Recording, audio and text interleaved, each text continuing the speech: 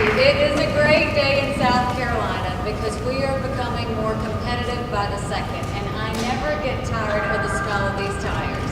This is a great plant. First, to all the employees that are here, thank you. You have made us so proud. If you have not heard the chatter around the state, Bridgestone is the big new rock star in the state that everybody is just so proud of. You work for a company that every time I come here, all they do is talk about you. They talk about how they wouldn't be here if they didn't have good, valuable employees, how their employees are loyal and hardworking. So thank you, because you make us proud in the fact that the work ethic is good, the strength of what you do is good, and your loyalty is strong. And I know for a fact Bridgestone's going to continue to take care of you. So thank you very much. This bill is important because as we are looking to bring new companies to the state, as we're looking to take care of the companies we already had, we want to make it competitive. We saw that with the new Bridgestone expansion that they talked about several weeks ago. It is all about making sure that our profit margins and cash flow for our companies is good. Because if it is good, they will continue to expand, they will continue to hire people. So what this bill did was this addressed a problem. We were borrowing federal money to pay for unemployment benefits. We had gone bankrupt, and we decided that we no longer were going to borrow federal money. We were no longer going to be dependent on the federal government, so we knew some changes had to be made. The changes that this bill exemplifies is the fact that we no longer can give 26 weeks of unemployment. We give 20 weeks of unemployment. We no longer give seasonal workers who might work 6 months unemployment when they get off. They can't get unemployment anymore. And we also made sure that we reduced taxes on small businesses that were new to the state, that had not been involved in unemployment, to make sure we incentivize them to hold on to their workers and not be so quick to lay off, and see what we could do to give them a little bit of a break. At the end of it, we gave a $146 million tax break to all of the businesses in South Carolina as we went into the unemployment problem. What this has allowed us to do is South Carolina no longer borrows federal money. That's a great thing for our state. On top of that, in September, we had a $970 million loan that we had borrowed to pay for all of that. September, we paid $115 million. In November, I will be paying another $68 million. If we are on track, we will be paid off by the end of 2015. The important part of this is I want us paid before that. So all additional money coming into the state should either be paid towards debt, where we can quickly pay this down and go back to those businesses so they can see tax relief, or it should be paid back to the taxpayers that paid it in. We should not be spending money on anything else. What this allows us to do is to continue to tell businesses, we want to keep you healthy and strong.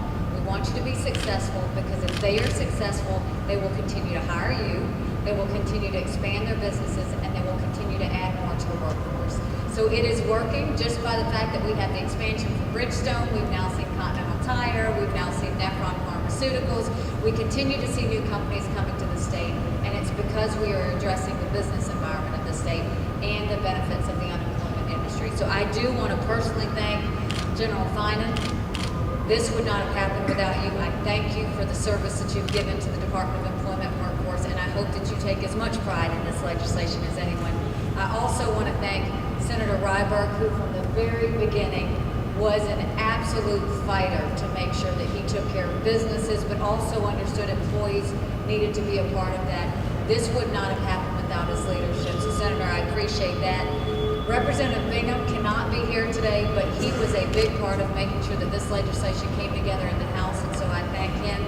And then we've got Representative Hickson and Senator Massey that were supportive the whole way through, and we've got a new sheriff in town, and that's General Turner, who is now in charge of employment and workforce. And so we're doing a lot of great things in South Carolina. But this is the start of what's going to be a lot of reforms in South Carolina that benefit the employees in our state and the employers in our state. And we continue to be the state that everybody is now looking at, saying, what is it that South Carolina is doing? Well, we're busy being great, and we're working on good new jobs coming into the state. Thank you very much for being here.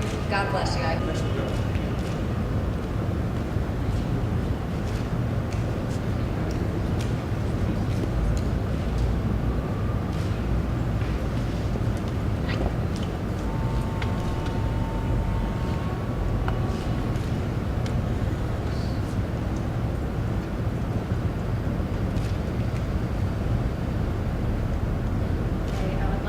This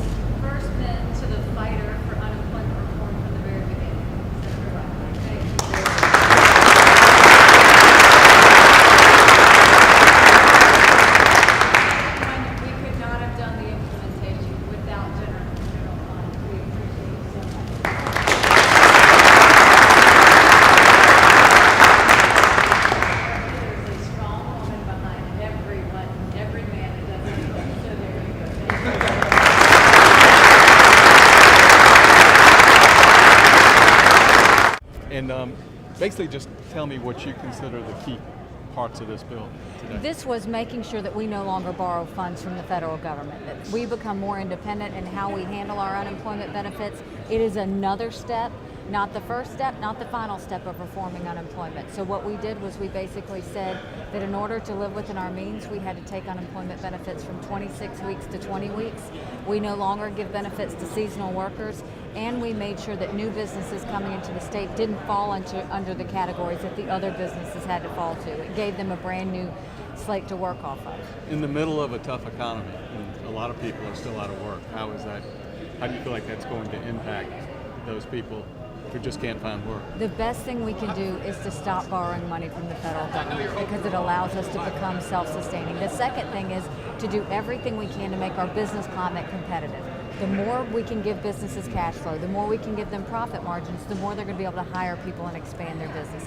This is the start of making sure that unemployment is managed in a way that's good. It's also making sure that those that receive unemployment need to have it, and those that don't need to have it are not being given it for the wrong reasons. We will now see General Turner take over the implementation of all of this, which he has already done. And I think it's a good start for us to say that we are competitive in South Carolina, but our goal is to get people back to work. This means we just work harder at bringing companies in. As you've seen with the expansion of Bridgestone, as you've seen with Continental Tire, Nephron, and the others, we've got a lot of jobs coming in, but we're going to make sure that unemployment doesn't become so overgrown that we can't take care of it. Well, just tell me about your first now, about 2 months or a little less on the job. Well, it's been very busy, as you know, but we've got a serious mission to accomplish. That is to put South Carolinians back to work. I think we have the tools to do it. Certainly this act and this bill that was just passed by the governor is a right step forward. It's all about getting businesses to become more healthier so they can reinvest in themselves and also hire more South Carolinians.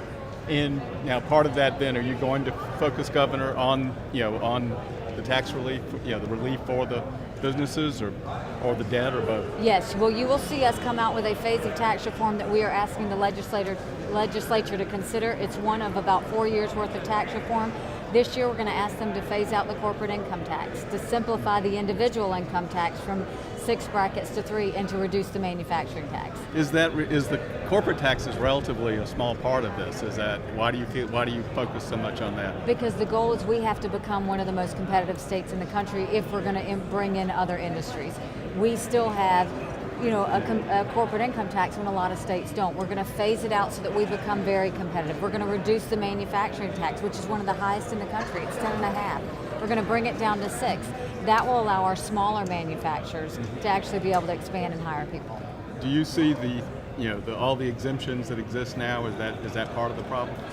Of course, but what we're going to do is take it one phase at a time. This is year 1. Year 2, we will address another part of it. Year 3, we'll address another part of it. The goal is every year we're going to get more and more competitive. You've got a lot of revenue, like billions tied up in those exemptions. When do you think you're going to get to that? We're looking at the exemptions now, but the goal is start to fix the tax structure. You got to start somewhere. This is where we're starting. Okay. Thank you very much. Appreciate it.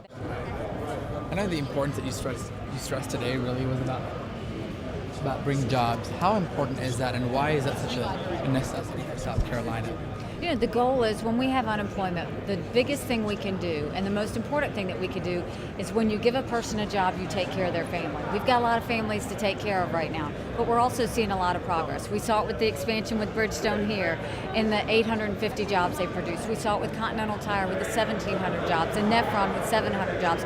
We've got companies coming in all over the state, and we're going to continue to bring those jobs in, but we also have to look at unemployment at the same time. That's what this bill signing was about, was to reform the unemployment bill further to make sure that we were living within our means and no longer borrowing money from the federal government. As of now, South Carolina is independent of the federal government when it comes to unemployment benefits. And with the 20 weeks of reduction, does that mean those who don't have a job are going to be suffering in terms of that 6 weeks, or do you think long-term it's going to stay? What it means is we've announced over 16,000 jobs, so we have a lot of jobs out there for people to apply for. But what it also means is the only way our businesses can expand is when we reduce their debt. And the unemployment was getting to be too expensive. So we did reduce it from 26 weeks to 20 weeks.